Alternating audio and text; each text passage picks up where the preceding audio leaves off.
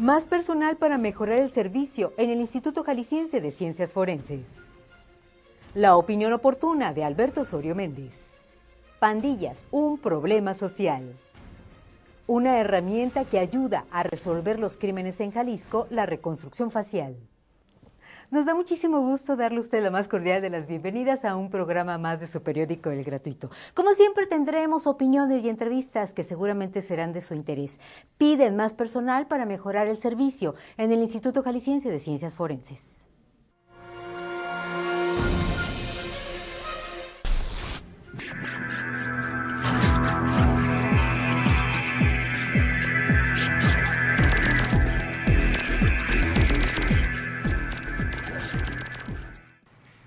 En años anteriores, lo que nosotros veíamos con mayor incidencia eran accidentes viales, muertes por accidentes viales, que no deja de ser un dato menor, ¿eh? Entonces, pareciera que por esta evolución del crimen organizado, de la pugna por las plazas que tienen los grupos que se dedican a estas actividades, pareciera que nos olvidamos de los datos o de los asuntos que normalmente se ven. Y uno de ellos pues, es precisamente las muertes por accidentes viales. Tan es así que nosotros iniciamos una campaña de usar el cinturón, que después ya fue retomada por la Secretaría de Vialidad y una organización, la Organización Mundial de la Salud. Entonces, esos dos aspectos, tanto accidentes viales como lo que viene siendo ya homicidios intencionales, entonces vemos que han crecido.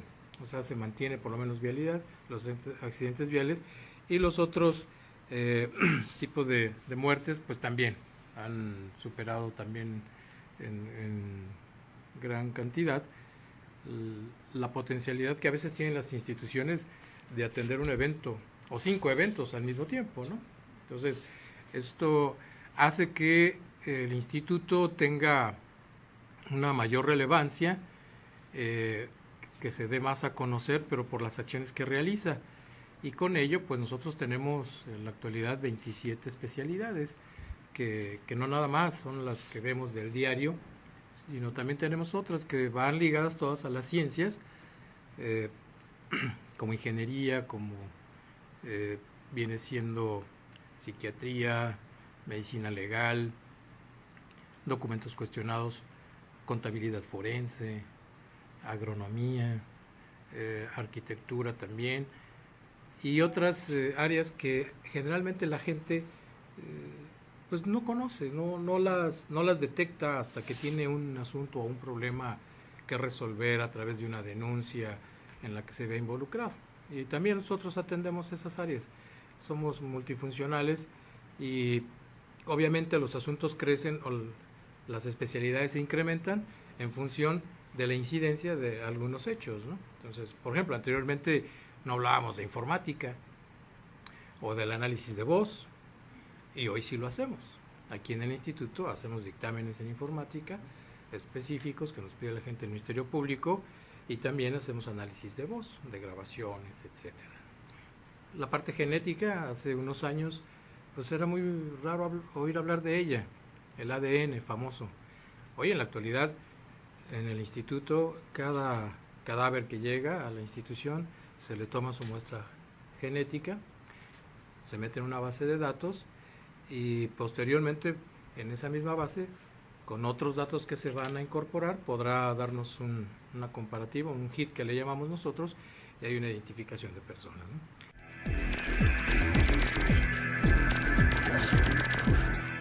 De los 290 peritos que te establecía, llevamos prácticamente evaluados cerca de 200 y estamos en espera de algunos resultados, ya se nos han anticipado unos, en su mayoría han salido bien, los otros pedimos una revaloración que nos permite la ley para ver si es posible que se puedan hacer otra vuelta algunos exámenes que ellos consideren, y sobre eso estaremos ya en posibilidades de definir cuál es su estatus de permanencia en el instituto, porque son exámenes de permanencia.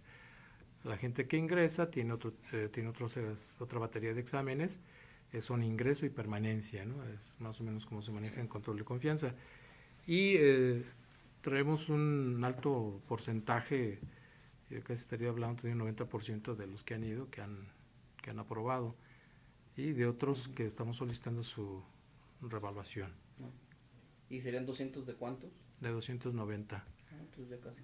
Sí, vamos muy bien, digo, comparado con otras instituciones que tienen, sobre todo pues el personal, ¿no? O sea, nuestro personal, pues vamos muy bien en la evaluación del sistema de control de confianza. Por ello es que nosotros tenemos que estar también certificados y se nos aplican los exámenes de control de confianza. En esos exámenes de control de confianza, las personas que no los acreditan tienen que salir de las instituciones.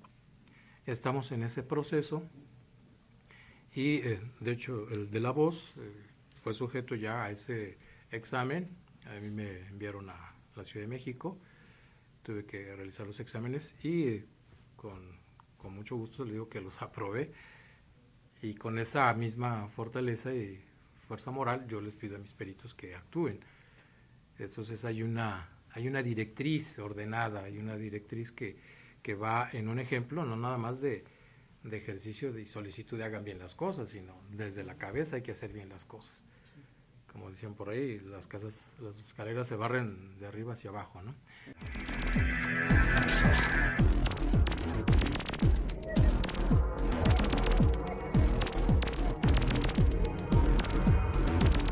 El nivel y el personal, nuestro personal se encuentra muy capacitado, de los mejores del país,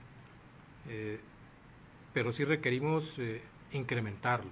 De hecho, hacemos ya una propuesta para que se nos incremente el personal, porque no nada más atendemos la zona metropolitana, que es otra de las cosas que la gente no sabe. Nosotros atendemos todo el estado. O sea, los 125 municipios del estado son atendidos por nosotros en tratándose de estos asuntos y a solicitud siempre de la agencia del Ministerio Público. Es difícil establecer cuándo se puede tener la cantidad de personal adecuado. Es muy difícil.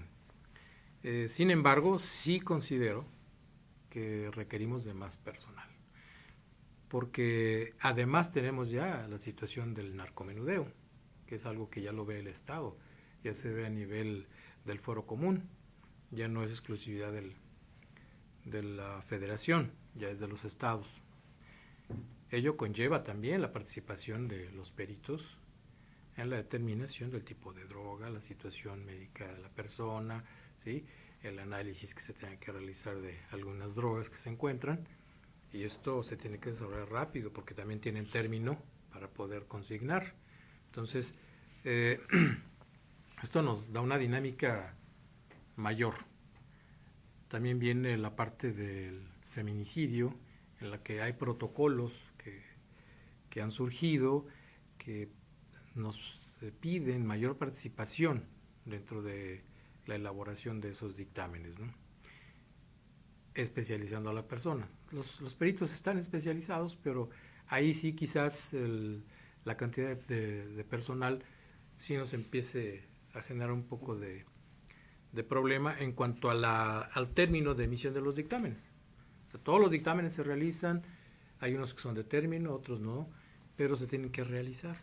Entonces, todo dependerá con la cantidad de personas que tengamos para poder tenerlos en las áreas, que además no es fácil el reclutamiento. Ahorita te decía, estamos en 290. Nuestra plantilla general con todo y los administrativos estamos en 450. Pero en el operativo tengo 297, en zona metropolitana estamos 399 con todo y administrativos, y en lo que es en las delegaciones tenemos 51. La idea es, pedimos alrededor de unas 25 plazas más, todas van encaminadas a la parte operativa, a reforzar las áreas de química, de medicina legal, de genética, criminalística de campo, aunque identificación de personas también lo requiere, porque es el clásico ficheo de los detenidos, ¿no? Ahí estamos por adquirir tecnología que nos permita en el lugar tomar ya las huellas decadactilares, la fotografía, la muestra de la voz, también para tenerlo en la base de datos, ¿no? Esto va a agilizar un poco más ese sistema. Pero con esto contamos y podríamos llegar a otros 25 más que nos pudieran dar el próximo año. Estaría muy bien, porque reforzaríamos esas áreas y reforzar la parte del interior del estado para que no se venga tanto trabajo al centro, o sea, aquí a la zona metropolitana, sino más bien frenar las áreas. De hecho, tenemos laboratorio de química, tenemos en Vallarta, tenemos en Lagos de Moreno, tenemos en El Grullo, tenemos en Ocotlán. Estamos por tener ya una nueva instalación en Atotonilco, estamos ya en espera de que nos la entreguen. Tepatitlán también comenté que tenemos laboratorio de química, entonces es reforzar esas áreas y en alguno otro, ya sea en Lagos de Moreno o en El Grullo, establecer ya los laboratorios de genética. Esto para que allá se procesen las muestras y no se venga tanto trabajo acá a Guadalajara.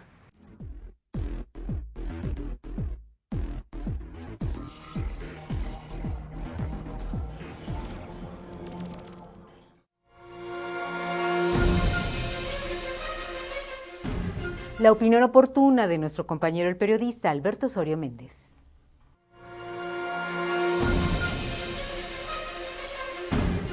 La constancia de no antecedentes penales que otorga el Instituto Jalisciense de Ciencias Forenses es en realidad un certificado discriminatorio y de exclusión del mercado laboral si quien la pretende ha estado en la cárcel.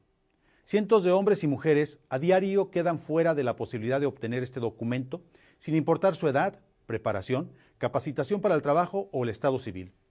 Todos los que no lo obtienen, en teoría, son sujetos peligrosos para cualquier empresa. La emisión de este documento obedece a una medida estrictamente recaudatoria para el gobierno. Ciencias Forenses cobra 50 pesos por cada certificado y el papel apenas sí tiene vigencia por 90 días.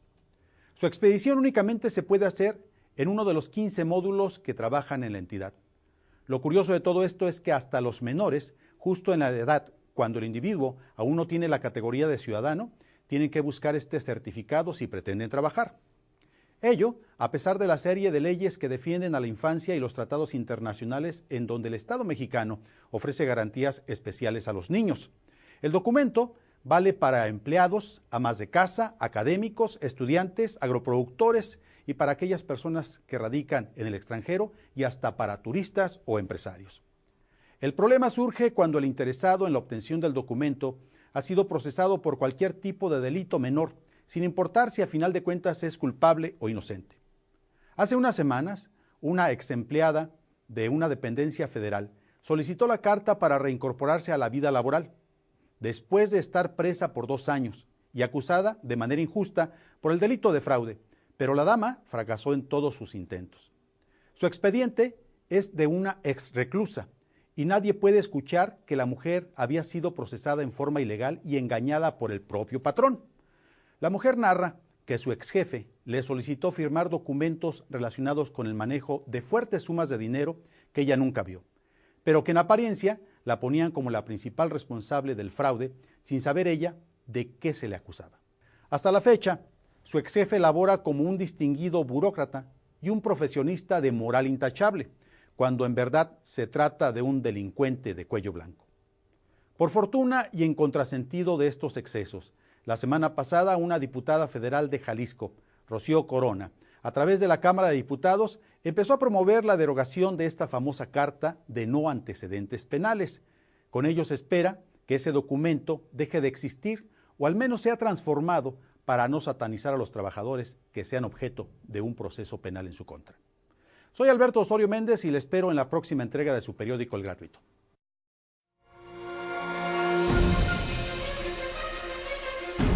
Ya estamos de lunes a sábado, su periódico El Gratuito, quien es repartido en los principales puntos de la zona metropolitana de Guadalajara, obsequiado por nuestras edecanes profesionales. Asimismo, usted lo puede adquirir en 148 tiendas 7-Eleven, en Sanborns y El Portón. Vamos al corte y regresamos.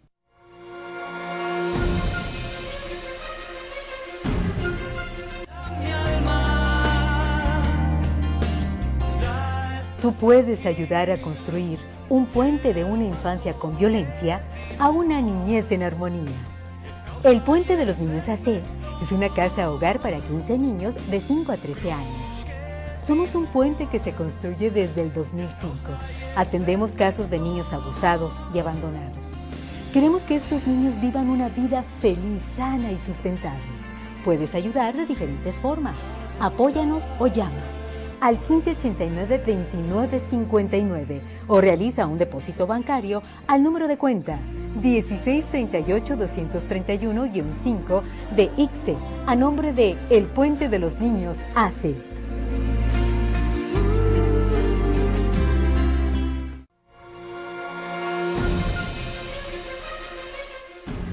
Un problema en la zona metropolitana de Guadalajara es el incremento de las pandillas y con ello un problema social.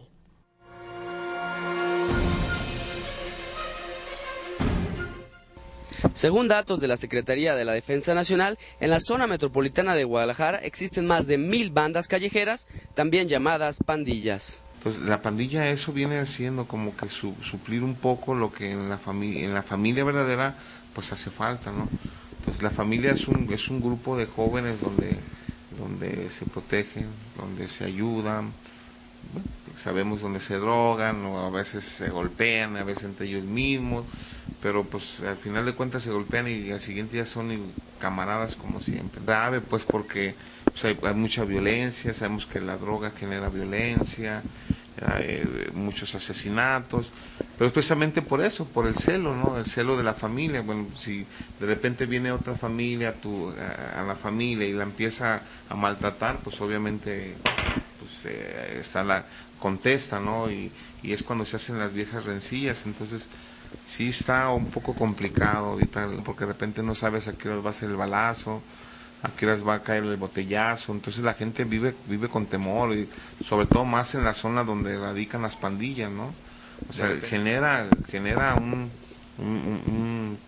ambiente de temor y de incertidumbre, pues, porque de repente pues las autoridades brillan por su ausencia, no hay programas. Entonces esto está que arde, ¿verdad? Un gran porcentaje de los delitos cometidos en el estado se derivan del pandillerismo. Pues sí, mataron a uno de mis amigos por defender a uno de sus hermanos. Le tocó a él. Yo me vas a matar hasta por el barrio, ¿no? Llegas a robar, a hacer cosas pues que no debes de hacer, ¿no? Y pues es algo fuerte, ¿no? Una bronca me dieron un navajazo, ¿no? Yo me sentía que me iba a morir, ¿no? En ese momento sentí que iba a morir. Uno de mis hermanos también en un pleito lo mataron, ¿no? Le dieron 2 balazos y tristemente pues él falleció ahí, ¿no? A través de la muerte de una hermana mía que la asesinaron en el 91, y de ahí fue donde yo así como que quise, ¿qué onda? Pues ya es tiempo de pararle, ¿no? Otro factor muy común en el pandillerismo es el alto consumo de drogas. La marihuana, el toncho, las pastillas, era lo que más se usaba antes. Ahorita es la que ya es que el cristal, que la cocaína, pero ahorita ya era lo que hacíamos. 13, 15 años de estarme drogando todos los días y darme cuenta que pues que realmente esto no era vida, sino que pues era un infierno lo que yo estaba viviendo, ¿no? Porque decía, yo buscaba la paz, yo buscaba el amor, yo buscaba pues el estar tranquilo, y pues realmente nunca lo encontré, ¿no? Yo consumía lo que era la marihuana, la cocaína, la piedra, las pastillas. Los solventes nunca me gustaron. Cuando andas drogado te pierdes, o sea, te pierdes la noción. Normalmente el adicto siempre se junta con otro tipo de personas. ¿Para qué? Para poderse drogar, ¿no? O juntarse a drogarse. Y bueno, ya hacen su pandilla y empiezan ellos a drogarse, ¿no? Pero cuando vas a parar al penal o cuando estás al hospital, que si estuve en el hospital, pues los amigos que supuestamente con los que juntabas, pues nunca te van a ver, ¿no? Entonces dices, pues ¿dónde están, pues? Son 3 salidas nada más: manicomio, penal o panteón. ¿Por qué? Porque la droga llega el momento en que va a hacer estragos en tu vida y posiblemente quedes loco, posiblemente. Y si no, vas a morir, y si no vas a ir a parar al panteón, no hay otra salida más que esa, carnal. Y la otra, ¿no? Que decides hacer un cambio de vida. Decides, ¿sabes que ya no quiero esta vida? Hoy voy a salir de esto porque quiero algo mejor para mí. Barrios Unidos en Cristo es una organización que ayuda a pandilleros, adictos y gente con problemas en general a rehabilitarse y reintegrarse a la sociedad con un proyecto de vida. Que el estilo de vida que tú llevas antes lo cambies al 100%, que el día de hoy pues ya no estés en donde mismo, sino que el día de hoy ya tengas un por qué vivir, un para dónde vas, ¿no? O que yo ya tengo algo trazado, ya tengo una línea, ya sé para dónde voy, ya sé qué meta llevo. Entonces eso es lo que nosotros tratamos de que la gente salga ya de aquí con un proyecto de vida. Yo le hago una cordial invitación a toda la banda que nos esté escuchando, que se dé el tiempo, hay tiempo en la vida y yo creo que invertirle un tiempo a su vida y empezar y descubrir que hay otras alternativas, que hay otra manera de vivir, que la vida solamente es una y que no hay dos, ¿verdad? Y que Dios nos dio esa oportunidad de poder vivirla, pues hay que vivirla de una manera diferente, ¿no? Yo creo que el mundo está lleno de violencia, ¿para qué más? Invitarlos pues que esta es su casa, Barrios Unidos en Cristo es su casa para el que quiera, aquí no se le cierran las puertas a nadie y que nosotros estamos aquí para apoyarlos y ayudarlos en el momento y a la hora que ellos lo quieran. Para Periódico El Gratuito, Gabriel Estrada.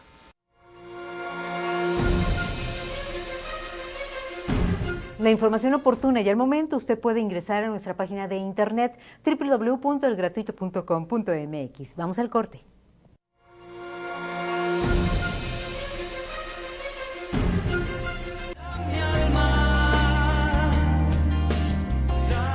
Tú puedes ayudar a construir un puente de una infancia con violencia a una niñez en armonía. El Puente de los Niños AC es una casa hogar para 15 niños de 5 a 13 años. Somos un puente que se construye desde el 2005. Atendemos casos de niños abusados y abandonados. Queremos que estos niños vivan una vida feliz, sana y sustentable. Puedes ayudar de diferentes formas. Apóyanos o llama al 1589-2959 o realiza un depósito bancario al número de cuenta 1638-231-5 de ICSE a nombre de El Puente de los Niños AC.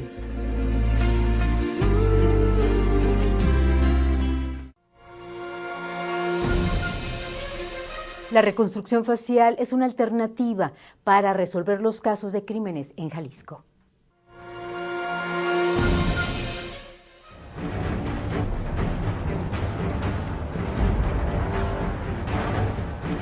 Yo entro a la edad de 18 años, muy joven, donde llevo una trayectoria de 32 años.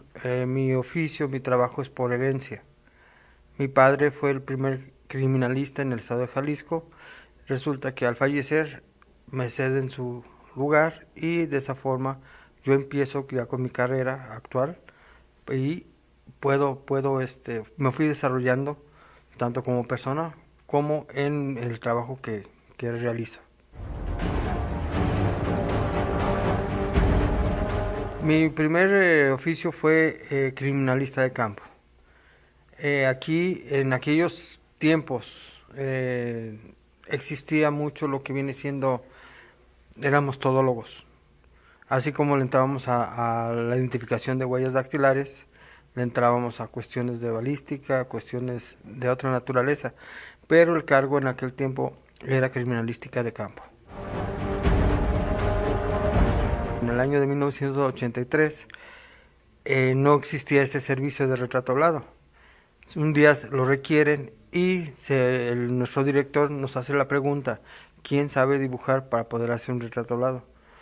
Yo lo que hago es, me apunto, empiezo a hacer el retrato hablado y de esa forma me fui desarrollando cada vez más.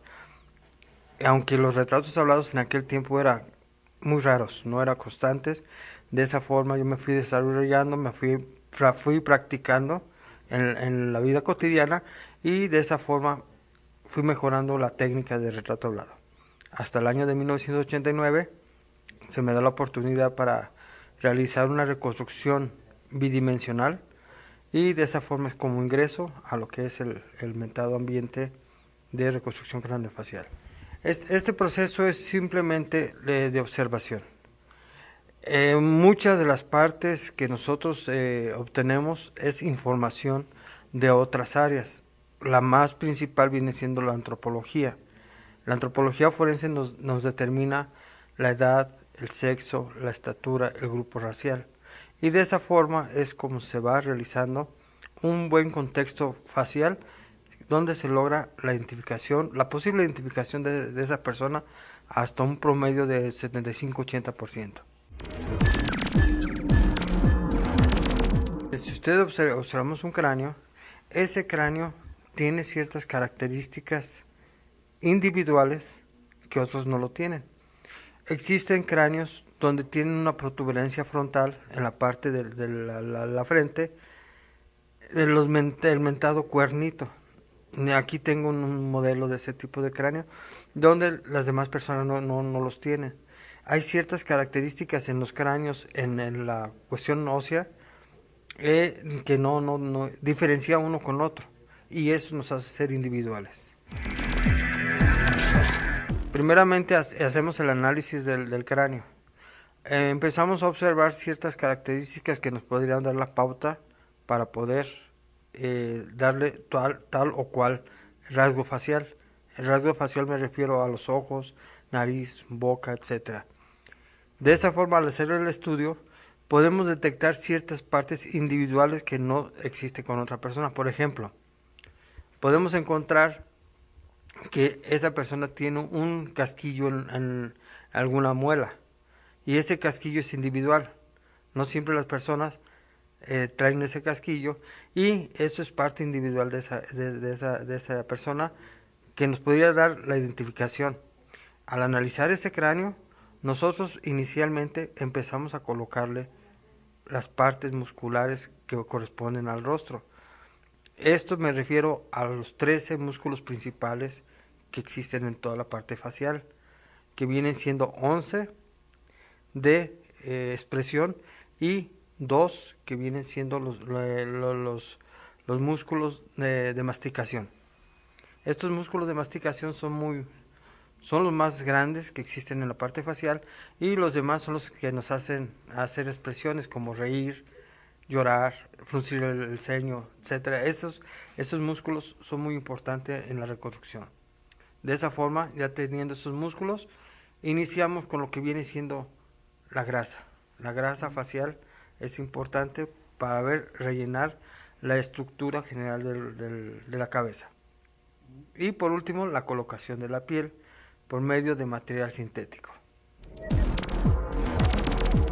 Lo básico de la reconstrucción facial, lo que se puede identificar con mayor exactitud, podría ser la parte frontal, los ojos, la nariz, la boca y lo que viene siendo la zona del mentón. Todo lo que está en el exterior, si no existen evidencias desde el lugar de los hechos o lugar donde se localizó el cadáver, en este caso, no se podría determinar esas características.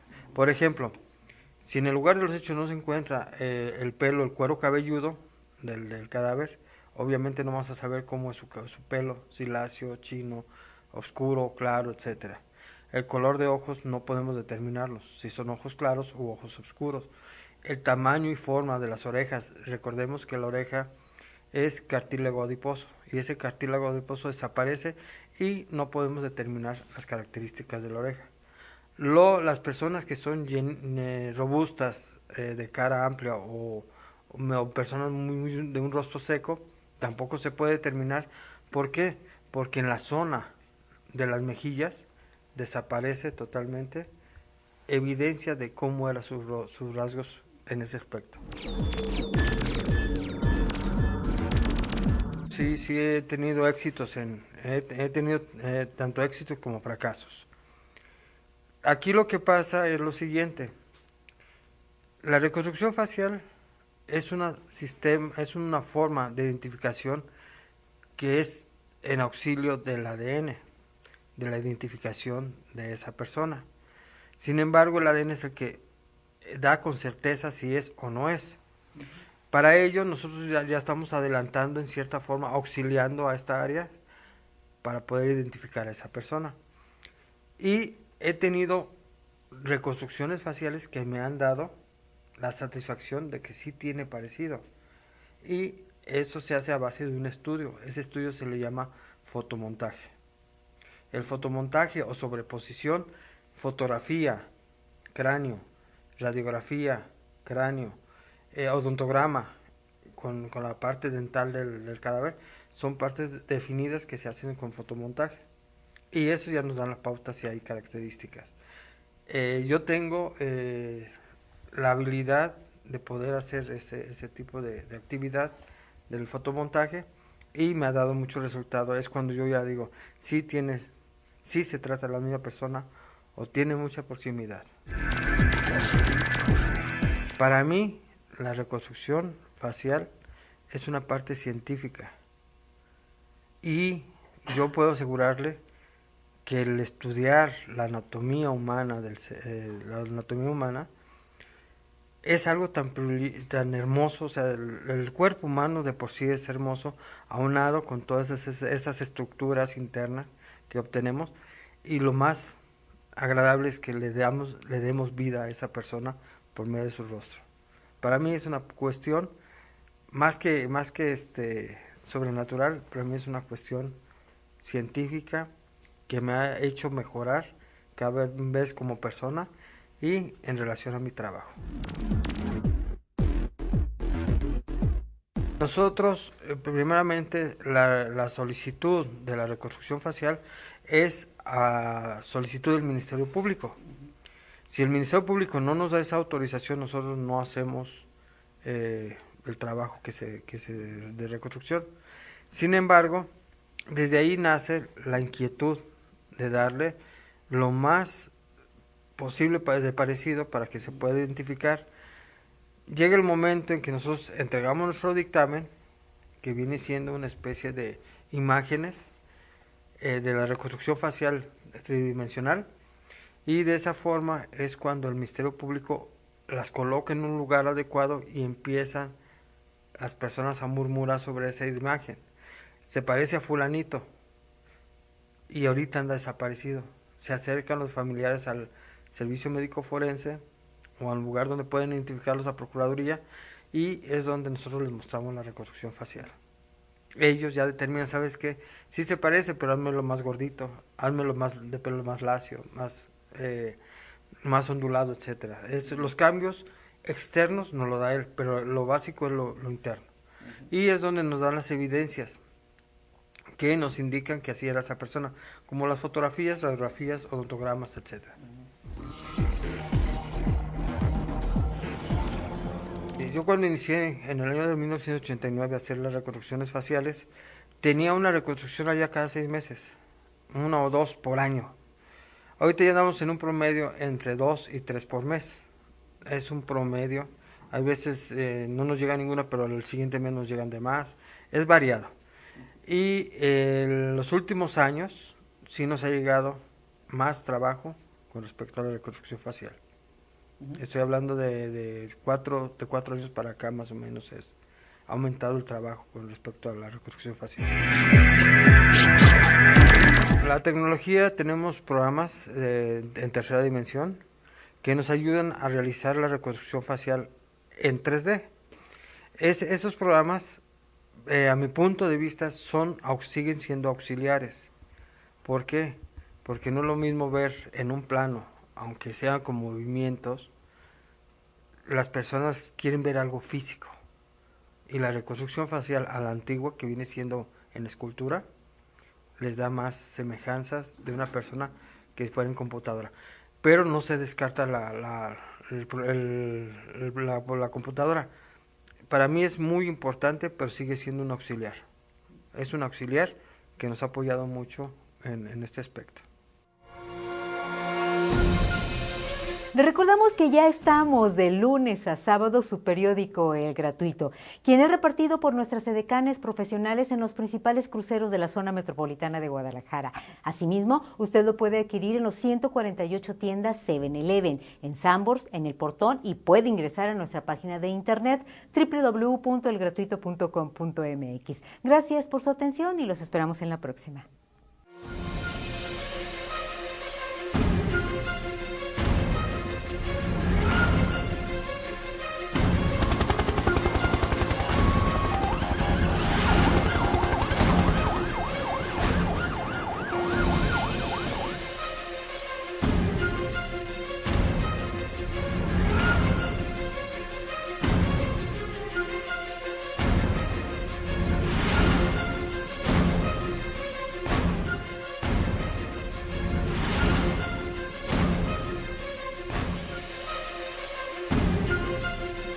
especialidades se incrementan en función de la incidencia de algunos hechos, ¿no? Entonces, por ejemplo, anteriormente no hablábamos de informática o del análisis de voz, y hoy sí lo hacemos. Aquí en el instituto hacemos dictámenes en informática específicos que nos pide la gente del Ministerio Público, y también hacemos análisis de voz, de grabaciones, etcétera. La parte genética, hace unos años, pues era muy raro oír hablar de ella, el ADN famoso. Hoy en la actualidad, en el instituto, cada cadáver que llega a la institución se le toma su muestra genética, se mete en una base de datos y posteriormente en esa misma base, con otros datos que se van a incorporar, podrá darnos una comparativa, un hit que le llamamos nosotros, y hay una identificación de persona, ¿no?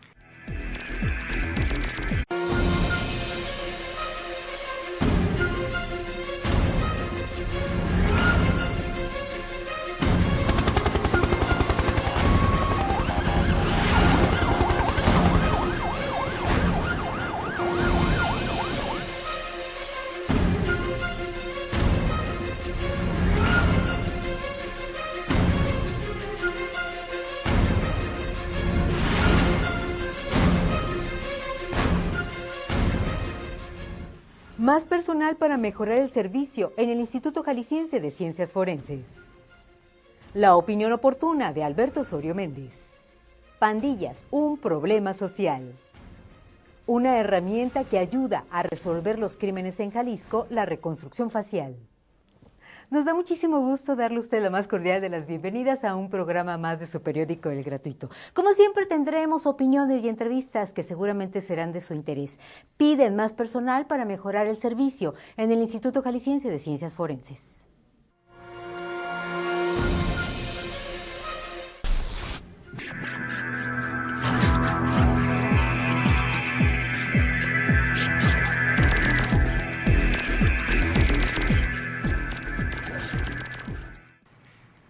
Años anteriores, lo que nosotros veíamos con mayor incidencia eran accidentes viales, muertes por accidentes viales, que no deja de ser un dato menor, ¿eh? Entonces, pareciera que por esta evolución del crimen organizado, de la pugna por las plazas que tienen los grupos que se dedican a estas actividades, pareciera que nos olvidamos de los datos o de los asuntos que normalmente se ven, y uno de ellos pues, es precisamente las muertes por accidentes viales. Tan es así que nosotros iniciamos una campaña de usar el cinturón, que después ya fue retomada por la Secretaría de Vialidad y una organización, la Organización Mundial de la Salud. Entonces, esos dos aspectos, tanto accidentes viales como lo que viene siendo ya homicidios intencionales, entonces vemos que han crecido. O sea, se mantiene por lo menos vialidad, los accidentes viales, y los otros tipos de muertes pues también han superado también en gran cantidad la potencialidad que a veces tienen las instituciones de atender un evento o 5 eventos al mismo tiempo, ¿no? Entonces esto hace que el instituto tenga una mayor relevancia, que se dé más a conocer, pero por las acciones que realiza. Y con ello, pues nosotros tenemos en la actualidad 27 especialidades, que no nada más son las que vemos del diario, sino también tenemos otras que van ligadas todas a las ciencias, como ingeniería, como viene siendo psiquiatría, medicina legal, documentos cuestionados, contabilidad forense, agronomía, arquitectura también, y otras áreas que generalmente la gente pues no conoce, no las detecta hasta que tiene un asunto o un problema que resolver a través de una denuncia en la que se ve involucrado.